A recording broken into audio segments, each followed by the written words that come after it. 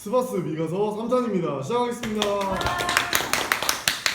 자, 저희가 첫 번째로 미가서가 중요한 이유, 그 다음에 미가서 구조 살펴봤고, 지금부터는 이제 미가서 강의에 들어가 보도록 하겠습니다. 자, 첫 번째 1설교입니다. 자, 우리가 미가서 1장 1절 다 봤고요. 이거 표제라고 했죠. 이사야에서도 똑같이 나오는데 이 묵시가 아니라 계시라고 나와요, 이사야에서. 근데 미가서는 묵시라고 나오죠.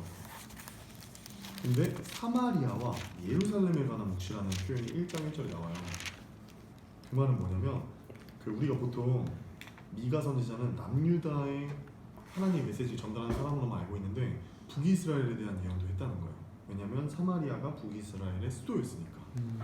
그래서 그 선지서 공부할 땐 대상이 중요하다. 근데 미가는 북이스라엘 사마리아와 또 남유다 예루살렘에 동시에 이제 메시지를 전했다. 자, 1장 2절입니다. 백성들아 너희는 다 들을지어다. 오, 들을지어다 하면 바로 이제 설교가 시작되죠. 근데 참 재밌는 게 있어요. 우리 땅과 거기에 있는 모든 것들아 자세히 들을지어다. 주 여호와께서 너희에게 대하여 증언하시되 곧 주께서 성전에서 그리할 것이니라. 여호와께서 그의 처소에서 나오시고 강림하사 땅의 높은 곳을 밟으실 것이라. 자, 우리 1장 2절에 보면 성전이라는 말이야. 예은아, 이 성전이 무슨 성전일까?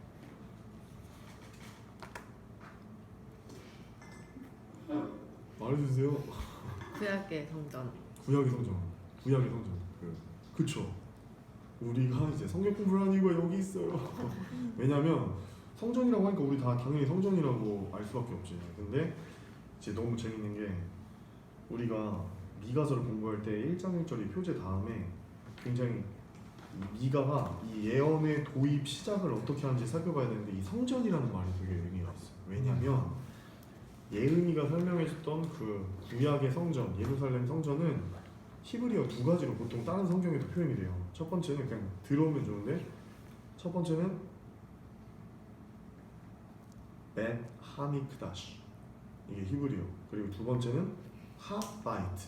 이렇게 두 가지로 성전이 표현이 되는데, 지금 여기 미가서 1장 2절에 쓰인 성전은 그 히브리어가 두 개로 쓰였던 그게 아니야. 새로운 성전이야. 되게 특이한 거야. 어디냐? 히브리어로 헤칼코드쇼, 따라해볼까? 헤칼코드쇼 라는 히브리어가 번역되어서 여기 성전으로 표시가 되는데, 이 성전은 예루살렘, 땅에 있는 예루살렘의 거룩한 성전이 아니라 하늘에 있는 하나님의 궁전인 성전을 말해요. 그러니까 지금 무슨 말이냐면, 이 미가서는 하늘 성전으로부터 시작되는 하나님의 심판 선언인 거야. 그 출처가 바로 하늘에서 들려오는 하나님의 음성이라는 거야. 그러니까 엄청 미가는 이 예언과 하나님 말씀을 전할 때 그냥 눈이 건조하게 하나님 말씀을 전달한 것이 아니라, 이 어떻게 제시할 수 없는 엄청난 이 감동을 가지고 하나님의 음성을, 죄와 타락에 대한 심판 예언을 전달했던 거예요. 자, 그럼 이제 6절, 7절을 한번 읽어봤으면 좋겠는데, 우리 복습 1설교의 내용이 뭐라 그랬죠? 죄에 대한 심판. 6절, 7절이 우상 숭배에 대한 철저한 심판에 대해서 얘기를 하고 있어요. 우리 한번 중요한 구절에서 한번 읽어볼게요. 시작. 그러므로 내가 사마리아를 들의 무더기 같게 하고 포도심을 동산 같게 하며 또 그 돌들을 골짜기에 쏟아내리게 그 기초를 드러내며 그 새긴 우상들은 다 부서지고 그 음행의 값은 다 불살라지며 내가 그 목상들을 다 깨뜨리니 그가 기생의 값으로 모았은즉 그것이 기생의 값으로 돌아가리라. 여기에 너무 재밌는 표현이 7절에 나오는데, 자, 기생의 값으로 모았은즉 기생의 값으로 돌아가리라. 이 말이 뭐냐면, 첫 번째 기생의 값은 신전 창녀들의 몸값에서 나온 그 돈으로 금을 사가지고 우상에게 입혀서 이 이스라엘 민족들이 우상 숭배를 하게 만들었던 거거든요. 근데 그 기생이 나중에 아수르 군인들이 쳐들어와서 이 이스라엘 민족들을 멸망시킨 다음에 그 우상의 금들을 다 벗겨서 그것을 아수르 군인들의 성적 욕구를 채우는 기생들을 사는 그 값으로 다시 사게 만들어버린다는 표현이에요. 그래서 그 말이 그가 기생의 값으로 모았은지 그것이 기생의 값으로 돌아가리라, 이렇게 표현해 놓은 거예요. 그리고 이제 8절에 보면 이사야의 모습과 되게 비슷한 모습으로 미가가 예언을 했는데 맨발과 이제 우통을 벗고 예언을 하는 거죠. 이러므로 내가 애통하며 애곡하고 벌거벗은 몸으로 행하면서 들깨같이 애곡하고 타조같이 애통하고 동물의 왕국 아는 사람 우와 우와 동물의 승리 죄송합니다. 여기서 들깨 하면은 이게 아우 막 이렇게 울어. 지어내는 게 아니에요. 진짜 그렇게 우는데 미가가 그렇게 애곡했다는 거야. 하나님의 성전으로부터 오는 그 예언의 메시지를 받고 정말 미가가 이 들깨가 우는 것처럼 통곡하고 슬퍼하면서 이스라엘 민족한테 예언을 했다는 거야. 벗은 몸으로. 근데 여러분 그 당시에 이스라엘 사회에서 맨 살을 드러낸다는 것은 굉장히 충격적이고 파격적인 행동이에요. 이런 모습들로 와서 미가 선지자는 시골 출신, 촌뜨기 출신이라고 볼 수 있지만 굉장히 용기 있고 담대했다라는 걸 우리가 알 수 있죠. 그리고 이 10절부터 이 16절, 15절까지가 되게 너무 저는 이거 공부하면서 너무 재밌었어요. 우리가 이 미가 성경 공부를 해야 되는 이유가 여기 있는 거예요. 자, 펜을 드시고 동그라미를 하면서 들어갑니다. 형광펜이든 저는 파란 색깔 형광펜으로 쫙쫙 표시를 해놨는데 10가지의 도시의 이름이 쫙쫙쫙 나와요. 자, 저 잘 따라오면서 동그라미 쳐주세요. 10절부터 갑니다. 가드 동그라미, 베들레 아브라 동그라미, 사빌 동그라미, 사하난 동그라미, 베데셀 동그라미, 12절에 마롯 동그라미, 13절에 라기스 동그라미, 14절에 가드 모레셋 동그라미, 14절 중간에 악십 동그라미, 9절에 마레사 동그라미, 10절에 말을 잘못했어. 15절에 마레사 동그라미, 15절에 아둘람 동그라미. 이 가드의 시작을 빼고 아둘람까지 10개의 남유다의 10개의 성읍이 이름이 나오는데 이 유다의 10개의 성읍이 다 침략을 당해서 멸망하는 것을 보고 이 미가가 들깨같이 애곡하고 타조같이 애통하는 거예요. 근데 이게 굉장히 재밌는 게 중요한 의미가 있어요. 자, 언어 유희 알죠 여러분? 예를 들면 말장난인데 말장난이 언어 유희를 통해서 심판하는 메시지를 보는 거예요. 가드의 뜻이 뭐냐면 제가 카톡 스바스 카톡창에 보낸 이미지 한번 보실래요 여러분?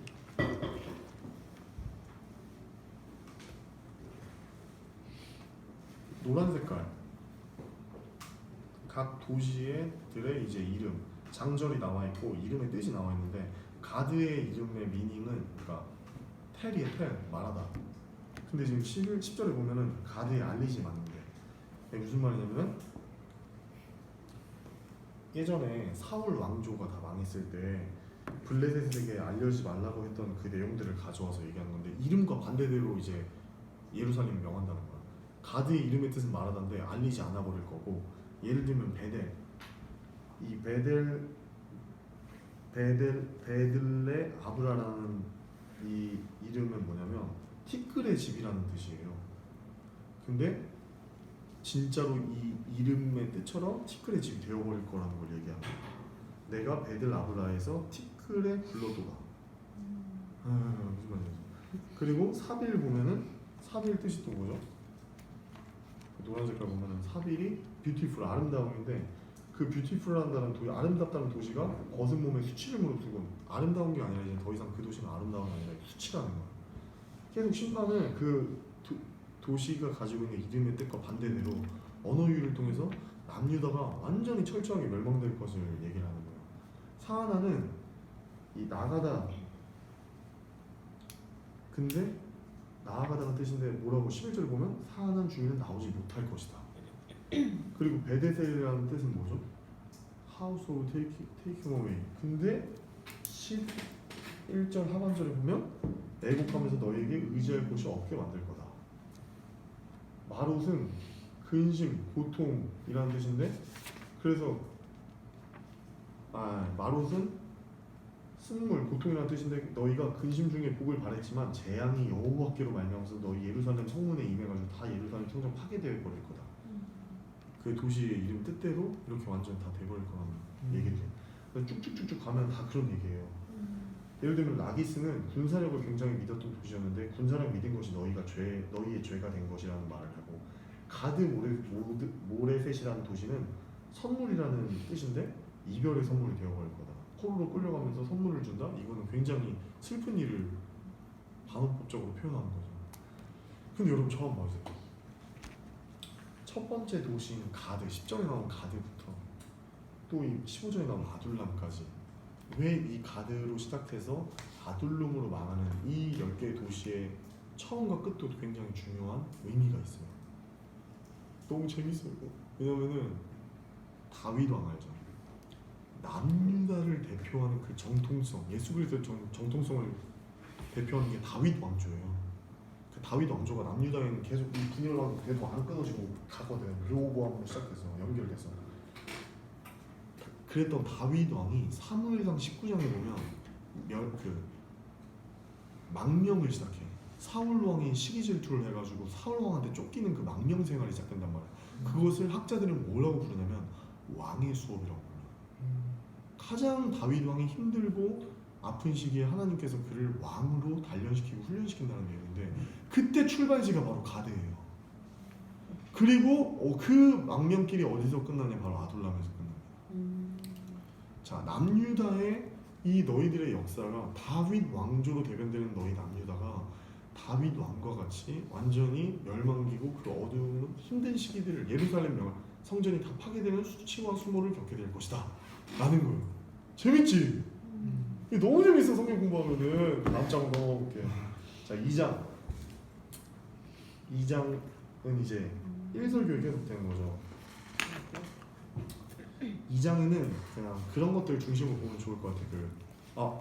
그거 아니다. 카톡장 또 다른 거 보면 다른 지도도 하나 보냈잖아요. 그 10개 지도의 위치들도 나와 있어요. 근데 여러분 여기 지도 보면은 제가 그 이름 가드 모레셋 보여요? 위치? 그리고 거기 주변에 다 도시들이 둘러싸고 있잖아요. 그러니까 이 말은 뭐냐면 이 미가 선지자가 가드 모레셋에 살았는데 이 주변 도시들은 자기 미가 선지자의 친척들이 살 수 있었던 거야. 가까운 지역에. 근데 지금 이 도시들이 다 멸망을 선포하는 거야. 그럼 미가 선지자는 자신들의 친족들이나 가족보다 또 뭐가 더 중요했다는 거예요. 하늘 성전으로부터 시작했던 하나님의 말씀이 임했을 때 그 메시지가 심판 예언이었어도 너무나 선명하고 분명했기 때문에 하나님 말씀을 전하는데 자기의 삶을 던졌던 거예요. 수치스러웠던 그 당시 이스라엘 사회에서는 자기 살갗 보이고 이러면 완전히 정신병자 취급당하고 그러는 거예요. 그리고 성전 파괴된다는 말도 안 되는 목숨을 내놓는 이야기를 히스기야 왕이 담대히 가서 전하고, 저희 삶도 그렇게 되기를 축복합니다. 네. 자, 2장에서는 몇 가지 봤으면 좋겠어요. 1절 2절 한번 읽어볼까요? 2장 1절 1절 시작. 그들이 침상에서 죄를 깨하며 악을 꾸미고 날이 밝으면 그 손에 힘이 있으므로 그것을 행하는 자는 화 있을진저. 밭들을 탐하여 회하고 집들을 탐하여 사지하니 그들이 남자와 그의 집과 사람과 그의 성을 강탈하다. 자, 여기 이 말은 부자들 포커스를 맞춘 거야. 자, 힘 있는 자들. 자, 그 손에 힘이 있으므로. 근데 그 부자들이 뭐라냐면은 약빈자, 토라 율법에 나온 약빈자들, 고아나 객이나 가부, 가난한 사람들 도와주고 하나님 말씀대로 하는 게 아니라 잠자리에서는 죄를 맡게 하고 악을 꾸며, 그리고 밭들을 탐해서 가난한 자들의 그 삶의 터전들을 파괴하고 그들의 돈을 다 갈취하는 것에 대해서 꼬집는 거야. 미가 선지자가 그것을 하나님께서 보여주시고 부자들에 대한 그 죄악들을 찝어내는 거죠. 자, 6절 7절 한번 읽어주세요. 시작. 그들이 말하기를 너희는 예언하지 말라. 이것은 예언할 것이 아니거늘 욕하는 말을 그치지 아니한다 하는도다. 너희 야곱의 족속아 어찌 이르기를 여호와의 영이 성급하시다 하겠느냐. 그의 행위가 이러하시다 하겠느냐. 나의 말이 정직하게 행하는 자에게 유익하지 아니하냐. 자, 이 말은 무슨 말이냐면 너희들이 그렇게 말한다는 거예요. 너희는 막 예언하지 말아라. 야, 하나님 축복이나 해주실 것이지 네가 너 무슨 그렇게 부정적인 말을 하냐? 굉장히 막 모욕하는 사람도 있다는 거예요. 심판 메시지 전하니까. 그리고 밑에 보면 7절에 보면 여호와의 영이 성급하시다 하겠느냐. 이 말은 무슨 말이냐면 하나님은 갑자기 일하시는 게 아니라 오래 참고 지켜보고 행하신다는 거예요. 그리고 또 10절에 보면 이것은 너희가 쉴 곳이 아니니 일어나 떠날지어다. 여기서 10절에 말하는 너희가 누구냐면 하나님의 또 이스라엘 백성들을 말해요. 근데 그런데 너희가 이미 더러워졌느니라. 그런즉 반드시 멸하리니 그 멸망이 크리라. 계속해서 미가 선지자 심판을 선포하는데 자 11절이 되게 중요해요. 풍자하는 거예요. 얼마나 이스라엘 민족이 타락했는지. 사람이 만일 허망하게 행하며 거짓말로 이르기를 내가 포도주와 독주에 대하여 내게 예언하리라 할 것 같으면 그 사람이 이 백성의 선지자가 되리로다. 포도주, 독주, 술 얘기를 해야지 나를 좋은 선지자로 보겠구나 라고 미가가 막 풍자를 하는 거야. 무슨 말인지 알겠어? 야 그러면 너희들은 내가 이렇게 하나님의 메시지를 전해도 듣지 않을 거면 내가 막 술 처먹고 소주 먹고 완전 취해서 메시지를 전해야 아우 야 너 이제서야 하나님 메시지 전하는구나 이렇게 하겠냐? 미가가 막 화가 나서 이렇게 말을 풍자를 하는 거야 지금. 무슨 말인지 알겠죠? 11절이 그런 말이에요.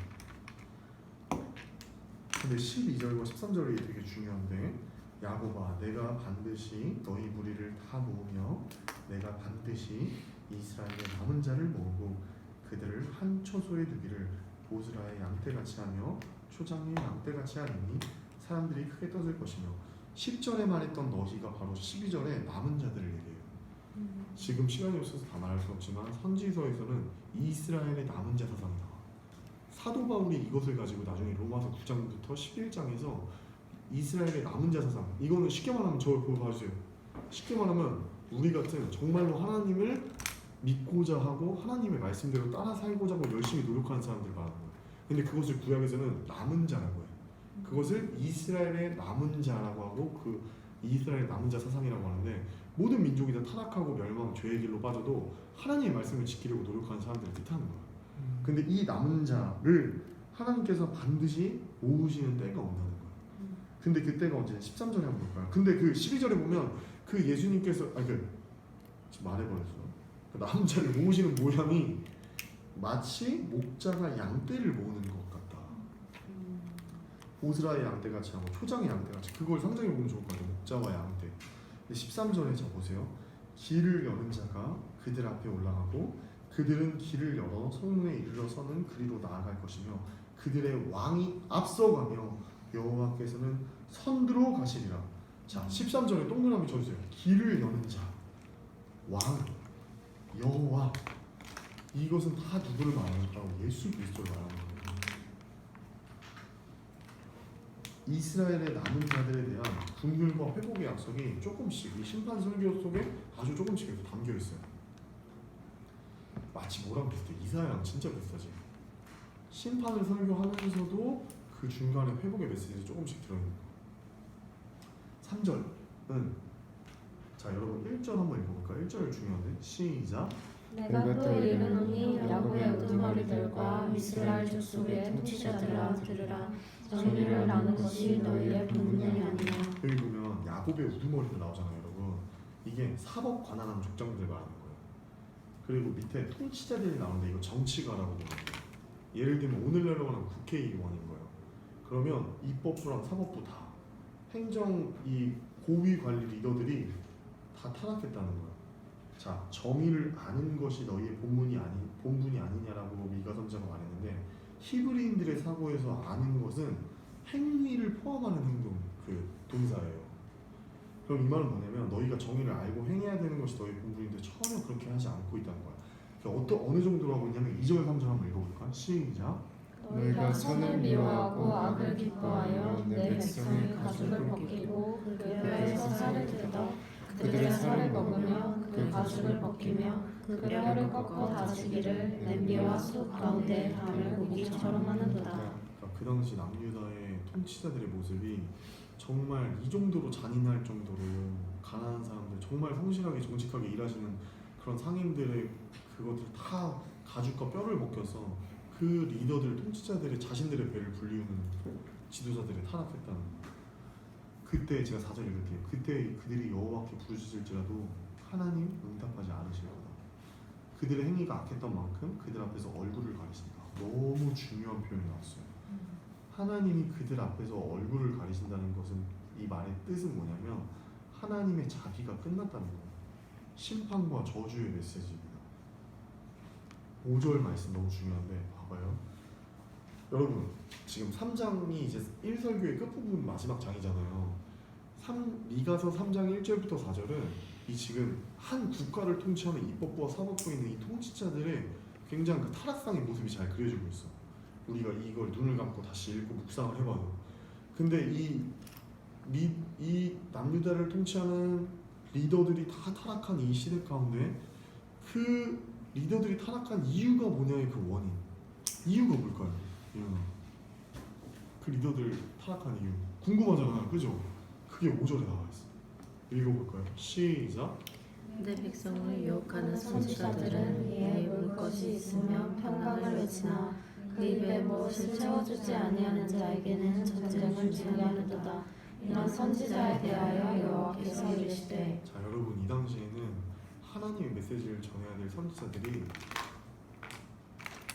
타락한 거예요. 빛과 소금의 역할을 해야 될 하나님의 백성들에게 하나님의 메시지를 전해야 될 선지자들이 제 기능을 하지 못하고 여호와 율법을 떠나서 영적으로 눈이 어두워져 버린 거예요. 그 표현들이 백성을 유혹하는 선지자들이 되어서 결국엔 거짓 선지자의 모습이 되어버렸고, 자, 물것이 있으면 평강을 외친데 이게 뭔 말일까? 먹을 것만 말하는 게 아니라 뇌물도 말하고 돈도 말하고 뒷주머니에 뭔가 그 선지자들에게 평신도들한테 돈을 받아서 찔러주면은 그 이스라엘 민족들 평강을 외친다. 좋은 축복의 메시지를 전하고, 근데 그 입에 무엇을 채워주지 않잖아. 그러면 전쟁을 준비하면서 그렇게 막 평신도들에게 공포의 메시지를 전하는 거야. 그들의 삶을 주관하는 그 기준이 뭐죠? 돈과 뇌물과 자신들의 안위와 안락이었던 거예요. 빛과 소금의 역할을 감당해야 될 교회가 타락한 거. 교회가 타락하니까 남유다 이 북이스라엘이 완전히 타락한 모습이 1절과 4절에서 다 드러나는 거죠. 끝이 아니라 그래서 6절에 심판의 메시지. 그러므로 결국에 너희가 이 거짓 선지자들 하나님의 계시 능력 다 빼앗겨서 아무 쓸모없는 사람으로 사용되어 버릴 거다라는 게 6절에 나와 있어요. 너희가 밤을 만나니 이 밤은 영적인 밤, 어두운 밤을 말해요. 이상을 보지 못할 것이고 하나님의 메시지를 듣지 못하고 어둠을 만날 것이고 너희가 점치지 못할 것이다. 하나님의 뜻을 분별하지 못할 것이다. 이 선지자 위에는 해가 져서 낮이 캄캄할 것이다. 너희가 낮을 살고 밤을 살게 되는 하루의 일과에 너희에게 24시간 주어지지만 너희에게 낮은 더 이상 낮이 아니라는 거예요. 성견자가 부끄러워하며 술객이 수치를 당하여 다 입술을 가릴 것은 하나님이 응답하지 아니하시니라. 자, 그러나 자, 여러분 재밌어요. 5절에서 7절은 그 당시에 거짓 선지자들, 타락한 교회의 모습을 보여주는데 8절은 그 중에서도 참 선지자는 어떤 사람인지 미가의 모습을 통해서, 미가의 고백을 통해 보여줘요. 오직 나는 여호와의 영으로 말미암아 능력과 정의와 용기로 충만해져서 야곱의 허물과 이스라엘의 죄를 그들에게 보이리라. 아멘. 여러분, 이 미가서 3장 이제 12절 좀 있으면 나오네요. 이 성전 파괴, 미가는 하나님의 매언을 전했어요. 나중에 후대 예레미야 때는 예레미야 시대의 진짜 선지자는 몇 명이었을까? 빵명이었어, 빵명. 예레미야 딱 한 명이었어. 다 거짓 선지자였어요. 무슨 말이냐면 예레미야가 전하는 그 설교와 다 모두 정반대 설교를 했다는 거예요. 평안할 것이다. 하나님이 축복을 주실 것이다. 다 잘 될 것이다. 아니라는 메시지. 근데 예레미야만 하나님의 말씀을 전했어. 그래서 사람들이 다 선지자들이 돌로 쳐서 죽이려고 하고 예레미야가 눈물의 선지자의 별명이 고통을 너무 많이 당해가지고. 미가도 비슷해요, 되게. 미가 많은 그 지금 5절 우리가 읽었던 5절에서 7절은 거짓 선지자들의 모습인데 이 8절. 그래서 이 본문 너무 우리가 형광펜 쳐놓고 묵상했으면 좋겠어. 성령 구약에서는 성령님을 신약의 성령님을 여호와의 영이라고 표현해요. 여호와의 영으로 말미암아 하나님께 쓰임 받았던 사람이 바로 이 여호수아. 구약 시대에도 성령이 없었다고 하는데 성령이 있었습니다, 여러분. 아멘. 삼위일체 하나님이 분명히 존재하셨어요. 성령으로 말미암아 능력과 정의와 용기로 충만해져서 야곱의 허물과 이스라엘의 죄를 그들에게 보이리라. 하나님, 사람들이 듣기 싫어하는 메시지라도 하나님이 말씀하시면 우리는 그 말씀에 순종하는 사람들이 되기를 원합니다. 아멘. 네. 자 11절은 그들의 우두머리들은 뇌물을 위해서 재판하고 제사장은 삭슬 위하여 교훈하고 선지자는 돈을 위하여 점을 치면서도 여호와를 의뢰하여 이르기를 여호와께서 우리 중에 계시지 아니하냐 재앙이 우리에게 임하지 아니하리라 하는도다. 계속해서 뇌물 받고 우두머리들 재판하고 재판하는데 돈 받고 재판하고 제사장들은 돈 위에서 교훈하고 선지자들도 돈 위에서 점을 치는데 그러면서 하는 말이 다 뭐야? 여러분 이 공간에 하나님이 계십니다. 다 돈 받고 설교하고 이렇게 하면서도 하나님이 우리와 함께 계시니까 평안하지 않습니까? 이렇게 이게 너무나 습관하고 만연화되어 있었다는 거야. 근데 12절이 너무 중요합니다. 최초의 성전 파괴예요. 너무나 막 이제 우리는 미가서 공부했으면 3장 12절 읽을 때 막 심장이 바운스 해야 돼. 현관 펼쳐놓고 다 같이 읽겠습니다. 시작. 이러므로 너희로 말미암아 시온은 갈아엎은 밭이 되고 예루살렘은 무더기가 되고 성전의 산은 숲풀에 높은 것이 되리라. 아멘. 이렇게 선포하면 미가 선지자는 죽어야 돼. 이스라엘 민족에게 예루살렘 성전이 파괴된다는 것은 아까 말했듯이 있을 수가 없는 일이에요. 하나님 임재하신 성전인데 감히 너가 뭐라고 하나님이 임재하신 그 성전이 파괴될 것을 예언하냐. 그런데 그것은 미가의 말이 아니라 하나님이 마음을 치시면서 울부짖으시면서 미가 선지자를 통해서 했던 말이에요. 우리 영혼교회 청년부 하나님이 기뻐하시는 청년부가 되기를 축복합니다. 시온은 갈아엎은 밭이 되고 예루살렘은 무더기가 되고 성전에 난 숲풀이 높은 것이 되어버리면 하나님을 예배하는 모습이 없어지는 이런 모습이 되어버릴 거랍니다. 근데 이 3장 12절을 가지고 누가 가지고 예언한다고요? 나중에? 예레미야. 여기 써주세요. 예레미야가 26장 18절에 그대로 이걸 가져가서 이제 예언해요. 성전 파괴. 자, 1설교가 이렇게 끝이 납니다. 그리고 우리가 좀 일찍 끝내기 위해서 쉬는 시간 없이 한번 탁탁탁 가볼게요. 제가 중요한 건 많이 있어요. 자, 2설교는 4장 5장이었죠. 이거는 회복의 메시지였어요. 자, 4장 1절부터 3절까지는 되게 중요하니까 한번 읽어볼게요. 시작. 훗날에 이르러는 여호와의 전에 산에 전에는 산들의 꼭대기에 굳게 서며 작은 산들 위에 뛰어나고 민족들이 그리로 몰려갈 것이라. 돈 많은 이방 사람들이 가며 이르기를 오라 우리가 여호와의 산에 올라가서 야곱의 하나님의 전에 이르자. 그가 그의 돌을 가지고 우리에게 가르칠 것이라. 우리가 그의 길로 행하리라 하리니 이는 율법이 시온에서부터 나올 것이요 여호와의 말씀이 예루살렘에서부터 나올 것임이라. 그가 많은 민족들 사이에 이를 심판하시며 먼 곳 강한 이방 사람들을 판결하시리니 우리가 그 칼을 쳐서 붓을 만들고 창을 쳐서 낫을 만들 것이며 이 나라와 저 나라가 다시는 칼을 들고 서로 치지 아니하며 다시는 전쟁을 연습하지 아니하고. 아멘. 너무너무 중요한 말씀이에요. 여러분 방금 3장 12절 1절의 마지막에 굉장히 어두운 분위기로 끝났어요. 뮤지컬로 따지면 하나님의 영광이 임하는 그 시온이 예루살렘 성전이 파괴되고 멸망되고 돌무더기가 되고 그 밭이 다 갈아엎어진다고 지금 미가가 예언했잖아. 근데 그게 끝이 아니라 끝날에 하나님의 영광이 다시 임한다는 거예요. 여호와의 전에 산들이 꼭대기에 그냥 서 있는 게 아니라 굳게 서며 작은 산들 위에서도 뛰어나고 모든 민족이 그리로 몰려갈 것이라는 그 영광을 하나님이 미가에게 보여준 거예요. 심판만 보여준 게 아니라. 그런데 곧 많은 이방 사람들이 너무 재밌는 거예요. 이거 이사야에서 이사야는 이 구약의 많은 백성이라고 했던 그것을 이 미가가 다시 어떻게 해석하냐면 많은 이방 사람들로 해석하면서 한국인, 미국인, 아프리카인까지 다 포함한 거야. 하나님의 구원의 대상이 이방인까지 미쳤다는 것을 미가가 보여주면서 자 우리가 여호와의 산에 올라가서 야곱의 하나님의 전에 이르자. 그 선 청년부 영혼교회 청년부 그 예배당에서 우리가 올라가서 하나님께 예배하자. 그러면 하나님께서 어떻게 하실 것이냐면 하나님께서 하나님이 그의 도를 가지고 하나님의 말씀을 우리에게 다시 가르쳐 주실 것이다. 포기하지 않으시고 그리고 우리가 그의 길로 행할 것이고 근데 그 모든 이유들이 율법이 시온에서부터 나오고 여호와의 말씀이 예루살렘으로부터 나올 거다. 3절에 보면 너무나 평화의 말이 있어요. 칼을 쳐서 보습을 만든다. 창을 쳐서 낫을 만든다. 이 말은 뭐냐면 여러분 창 알죠? 창. 이 창을 쳐서 낫을 만든다는 건 무기를 그 곡식을 만드는 그 도구로 만들어 버린다는 거예요. 그러니까 전쟁이 평화로 바뀌게 된다는 걸 뜻하는 거예요.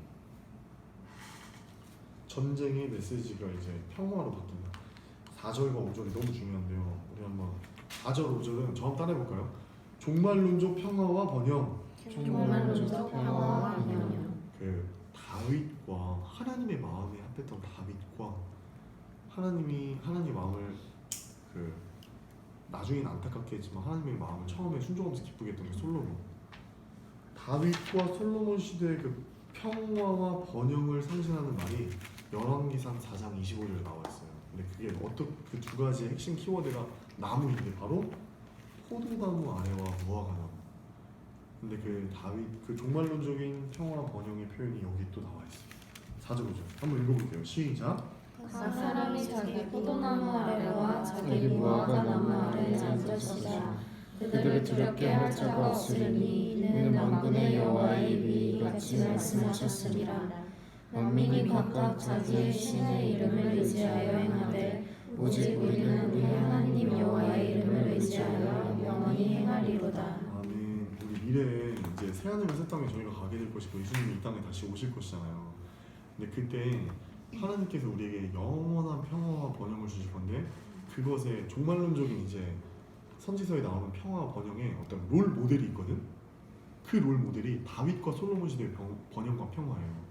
근데 거기에 꼭 빠지지 않는 표현인데 그게 바로 포도나무와 무화과 나무예요. 그것을 지금 미가 선지자도 선포하면서 또 5절에 중요한 말을 하는데 이스라엘은 유일신이지만 그 당시의 고대 사회는 다신 종교 사회였어요.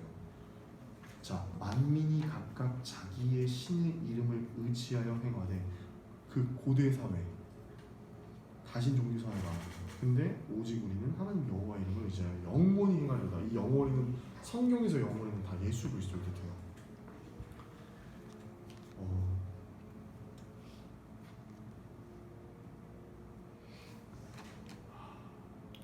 넘어갈게요. 너무 길어져. 그래도 중요하지. 왕상 열왕기상 4장 25절 너무 중요하니까 한번 읽어볼까요? 열왕기상 4장 25절 눈으로 한번 확인해보겠습니다. 열왕기상 4장 25절 왕이라고 표현되어 있어. 왕.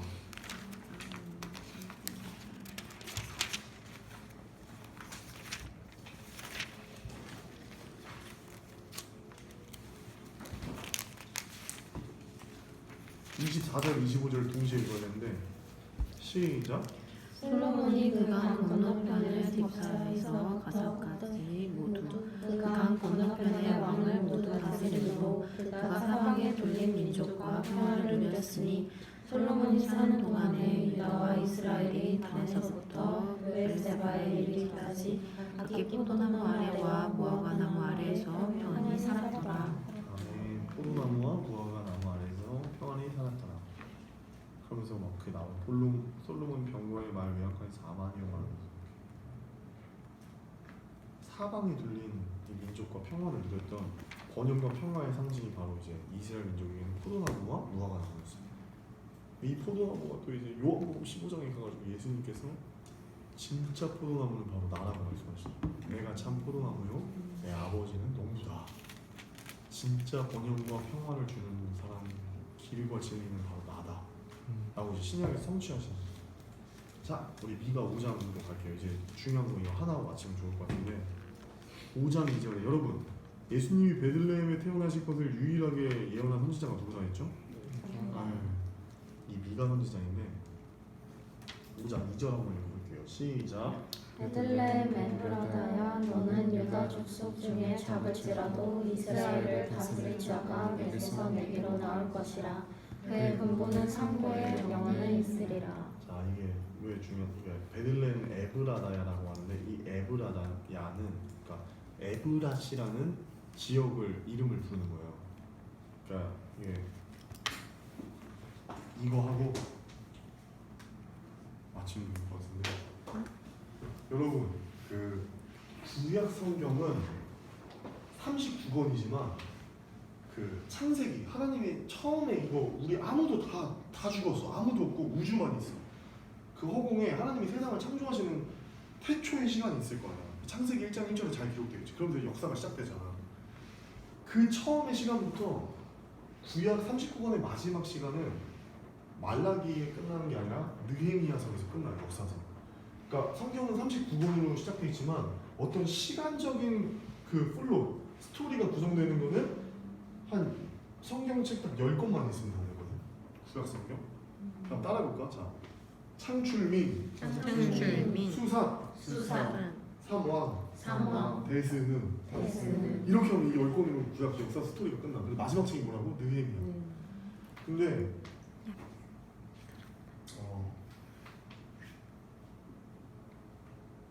이 구약의 39권 중에 10권이 시간적 스토리가 다 이렇게 꿰뚫어지는데 처음과 끝을 이 두 개로 언약으로 나눌 수가 있어. 이게 너무 중요한 메시지예요. 구약 39권을 꿰뚫는 한 번에 꿰뚫는 이 코어 같은 언약이 있어. 언약. 하나님의 언약. 자, 지연아.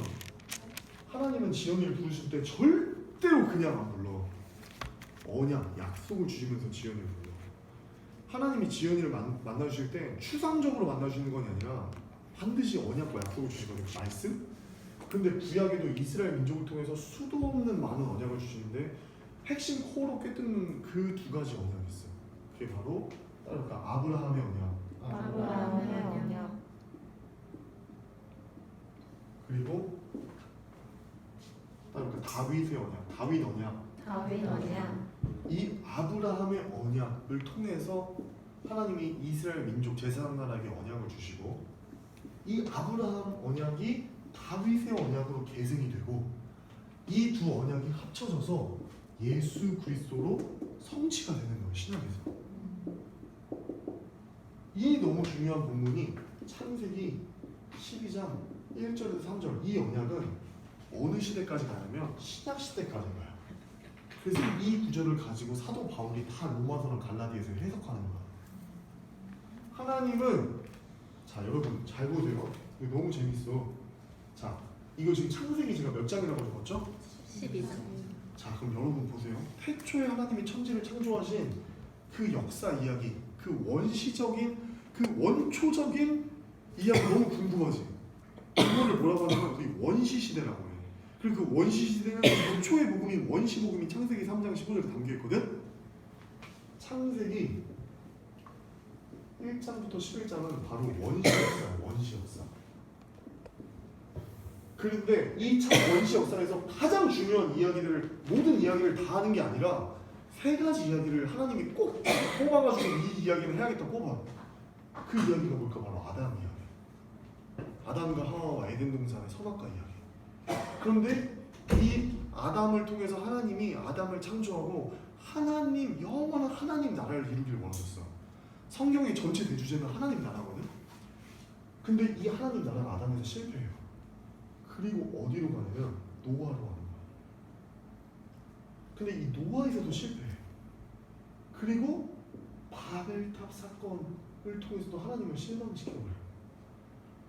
이 하나님의 백성들이 아담 내에서도 실패하고 노아에서도 실패하고 바벨탑 사건으로도 실패했던 그 11장 바벨탑 사건이야. 6장에서 9장이 이 노아의 얘기고 3장에서 5장까지 아담의 이야기예요. 1장 2장은 창조 이야기고.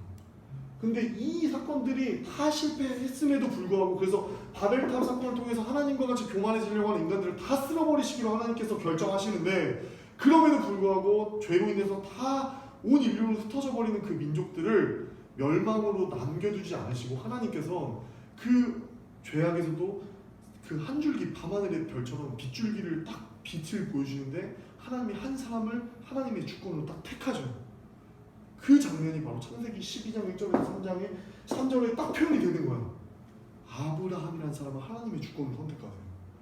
그러면서 너는 너의 고향과 친척과 아버지의 집을 떠나서 내가 너에게 보여줄 땅으로 가라고 말씀하시고 내가 너에게 복을 주어 너를 축복하는 자에게는 복을 주고 너를 저주하는 자에게는 저주를 주겠다.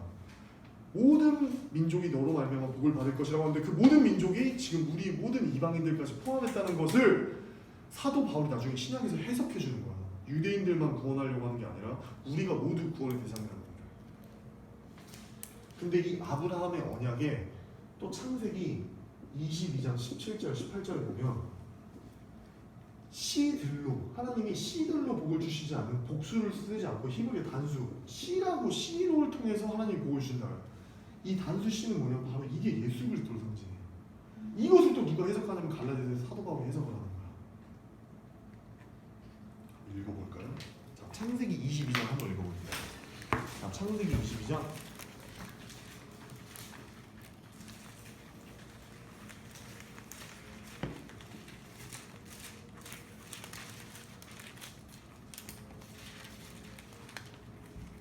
창세기 22장 18절 읽어볼게요. 시작. 또 내 씨로 말미암아 천하 만민이 복을 받으리니 이는 내가 나의 말을 준행하였음이니라 하셨사오니라. 자, 여러분 이 창세기 22장 장면은요 처음 봐주세요. 이삭 번제 이야기 알지? 응? 아브라함의 아들이 있었는데 그게 이삭이었어요. 아브라함이 100세가 될 때까지도 아이가 없었거든요. 근데 하나님이 믿을 수 없는 중에 환상을 보여주세요. 밤하늘을 아브라함을 불러요. 아브라함이 두려움에 떨고 있었는데 어떤 전쟁으로 보복 전쟁이 들어올 것을 창세기 14장에서 사해 동맹국가의 어떤 고대 그 패권 전쟁이 있었거든. 근데 그 룻을 자기 조카 룻 구해주려고 갔다가 돌아오니까 그 당시 고대 사회는 항상 전쟁이니까 반드시 보복해올 어떤 두려움이 있었단 말이야. 근데 그 두려움 가운데서 창세기 15장 1절에 하나님이 아브라함을 딱 불러. 환상 중에 밖으로 나가면서 아브라함아 저 밤하늘의 별을 봐라. 별이 너무 많은데 저 밤하늘의 별과 같이 내가 너의 자손을 많게 해주겠다. 그 자손이 되게 중요한 거예요. 그 자손 아브라함 자손이 왜 중요할까요? 그 자손을 통해서 예수 그리스도가 나올 거거든.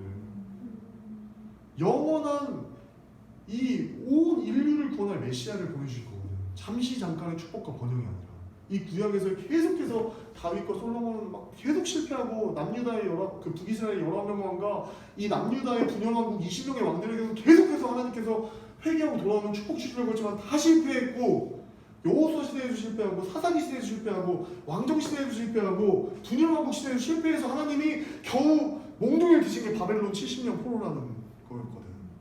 바벨론 70년 포로를 가지고 이제 기환을 해서 그 중간기를 끝내시고 보내시는 게 바로 예수 그리스도야. 근데 그것을 하나님이 갑자기 해결책을 보이는 게 아니라 창세기 때부터 예언을 하셨다는 거야.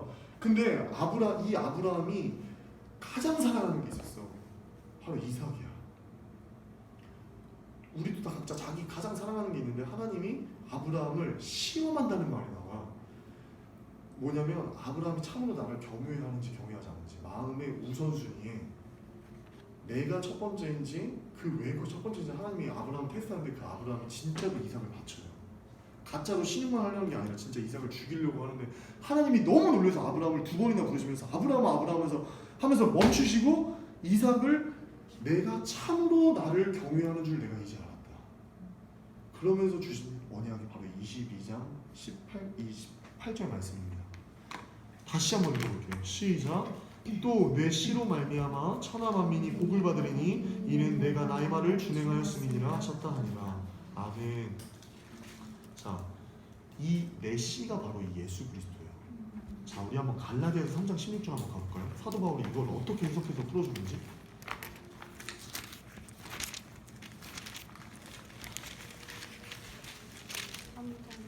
3장 16절. 자, 시작. 이 약속들은 아브라함과 그 자손에게 말씀하신 것인데 여럿을 가리켜 그 자손들이라 하지 아니하시고 오직 한 사람을 가리켜 내 자손이라 하셨으니 곧 그리스도라. 아멘. 창세기 22장 18절의 말씀에 씨를 복수로 표현하지 않고 내 자손 오직 한 사람을 가리켜서 내 자손이라 하셨으니 그것이 예수 그리스도를 통한 것이었다. 창세부터 하나님께서는 온 인류를 구원할 예수 그리스도를 보내셨다는 그 예언을 가지셨다는 것을 사도 바울이 설명하는 게 신약인 거예요. 그리고 이게 사마 7장에서 다윗 언약으로 이 아브라함의 언약이 계승돼요. 사마 7장으로 사무엘하 7장입니다.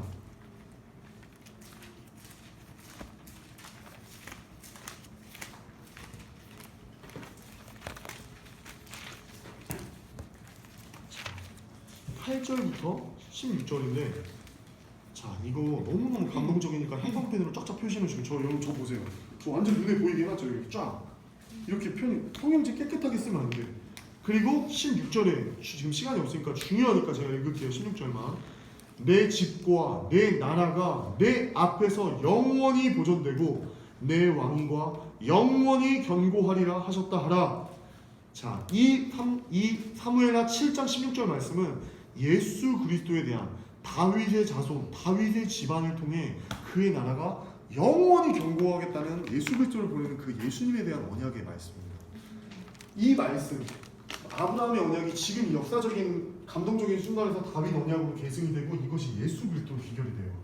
근데 아까 제가 놀랍게 말했던 창출 및 모세오경과 수사, 여호수아와 사사기 이 5권의 책이 바로 아브라함의 언약에 속해 있는 책이에요. 자, 그리고 다윗의 언약, 지금 사무엘상하 읽었죠? 지금 사무엘하 7장이지. 사무엘상하, 왕상하, 역대기, 에스라, 느헤미야 이 5권의 책이 또 다윗 언약에 속한 책인 거예요. 구약의 39권의 역사는 핵심을 꿰뚫는 하나님의 약속이 있어요. 언약, 예수 그리스도를 보내겠다. 그래서 우리가 구약, 옛 언약, 올드 테스트먼트를 옛 언약을 오실 예수 그리스도에 대한 책이라고 하고 이 신약을 뉴 테스트먼트, 신약, 새 언약, 오신 예수 그리스도에 대한 메시지, 복음이라는 것으로 신약을 설명하는 거예요. 그래서 구약은 오실 예수 그리스도의 모형과 그림자이고 이 신약은 그 언약의 약속에 대한 언약과 성취로 오신 예수 그리스도에 대한 이야기. 이게 성경 66권인 거야. 근데 이것을 제가 지금 미가서 5장 2장을 하는데 왜 5장 2절을 설명하는데 왜 얘기를 하냐? 여러분, 지금 이걸 공부하니까 뭐가 되게 중요해? 유대인들은 구약에서 뭐가 중요했을까? 언약 주소 중요한데 그 중요한 건 자손, 혈통이 중요한 거야. 그래서 바리새인들이 그렇게 혈통 따지는 거야. 나사렛에서 무슨 선한 것이 날 수 있느냐? 예수 그리스도가 베들레헴에서 태어난다 했는데 근데 미가 5장 2절에서 지금 베들레헴에서 태어난다고 하셨지. 그래 마태복음 보면 1장 2장이 특수잖아요. 마태복음에만 나와. 베들레헴에서 태어나시던 거 나오잖아. 근데 왜 사람들이 그 서기관들과 바리새인들이 오해했을까? 예수님이 나사렛에서 그 유년기를 보냈거든. 그러니까 거기서 태어난 줄 알고 오해를 하는 거야. 근데 성경은 분명히 뭐라고 증언하지? 베들레헴에서 예수님이 태어났어. 미가의 예언대로. 그런데 뭐가 중요하냐면 전 이걸 말하고 싶었던 거야. 자, 여러분 이게 중요한 거예요. 이게 유대인들은 아브라함의 자손인가? 아브라함의 자손이 어디로 이어져요? 다윗의 자손으로 이어져요. 아브라함의 자손과 다윗의 자손으로 진짜 이어지는가? 여러분 이것이 신약에서 어떻게 성취되는지를 그 포문을 열고 땅땅땅 도장을 열고 첫 번째 신약의 세계로 들어갑니다. 신약의 첫 번째 책 헬라인 70인역이 바로 마태복음이에요. 이 마태복음 1장 1절은 뭐라고 증언하는지 우리가 한번 읽어볼게요. 자, 마태복음 1장 1절을 찾아볼게요. 시작. 아브라함과 다윗의 자손 예수 그리스도의 계보라. 아멘. 자, 여러분 계속해서 이 2절을 보면 아브라함이 이삭을 낳고 이삭은 야곱을 낳고 야곱은 유다와 그의 형제들을 낳고 뭐를 말하고 싶은 거냐면 이 예수 그리스도가 사이비 이단이 아니라 나사렛에서 난 어떤 이단이 아니라 아브라함의 자손 그리고 다윗의 자손으로 연결된 예수 그리스도다. 그래서 여기서 17절을 보면 아브라함부터 다윗까지 14대요. 다윗부터 바벨론까지 사로잡혀갈 때까지 14대요. 바벨론으로부터 사로잡혀가는 부터 그리스도까지 14대라. 이 14대 숫자 14는 상징하는 바가 있어요. 마태가 몇 명의 왕들을 빼놓고 의도적으로 편집한 거야. 유대인들에게 전한 복음이 마태복음이거든. 왜 유대인들에게 전할 때 이것을 중요했을까? 유대인들이 이거 자손을 중요하게 생각하니까. 이 14라는 게마트리아는 굉장히 중요해. 숫자가 의미하는 상징하는 메시지가 있었어요. 자, 지금 우리가 쓰는 이 1, 2, 3, 4, 5, 6, 7, 8 아라비아 숫자, 예수님 당시에 이 아라비아 숫자를 썼냐? 아니에요. 예수님 당시 때는 게마트리아 숫자를 썼어요. 근데 그 숫자들은 말들을 말을 알파벳을 숫자로 치환하면은 다 숫자의 값어치가 있었어요.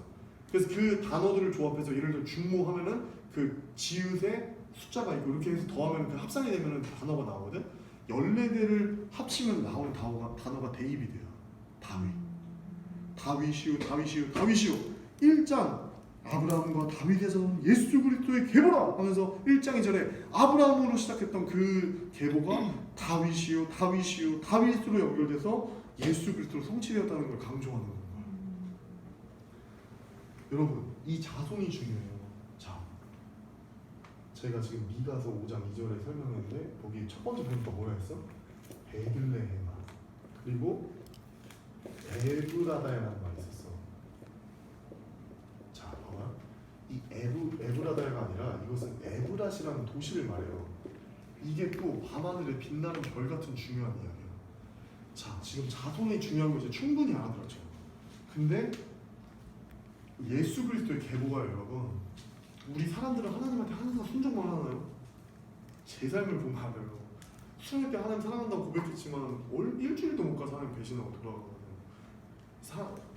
근데 이 인류의 역사에 그 치욕적인 그 불순종과 아픔의 역사는 성경은 그것을 감추지 않고 고스란히 증언하는데 그것이 그 당시에 거룩하지 못했던 이방 여인들을 통해서 하나님의 계보가 이어지는데 마태복음 1장 이 계보에는 5명의 이방 여인이 들어와요. 그 중에는 이스라엘 토라의 신명기에 보면은 23장에 이스라엘의 총회에 들어가지 못할 야훼 하나님의 백성에 영원히 들어오지 못할 민족이 바로 모압과 암몬 족속이에요. 근데 그 모압 여인이었던 룻을 통해서 하나님이 다윗의 자손을 이어가거든. 뭔 말이냐면 그 룻이 다윗의 증조모예요. 자, 룻기 1장 1절 때 지금 미가서 5장 2절 설명이 룻기 1장 1절을 연결시키려고 지금 제가 이 설명을 한 거예요. 배경 지식을. 룻기 1장 1절 한번 가보세요. 룻이라고 되어 있어요. 구약입니다. 사사기, 룻기, 사무엘상하, 룻. 룻기 1장 1절 읽어볼게요. 시작. 사사들이 치리하던 때에 그 땅에 흉년이 든가 유다 베들레헴의 한 사람이 그의 아내와 두 아들을 데리고 모압 지방에 가서 거류하였는데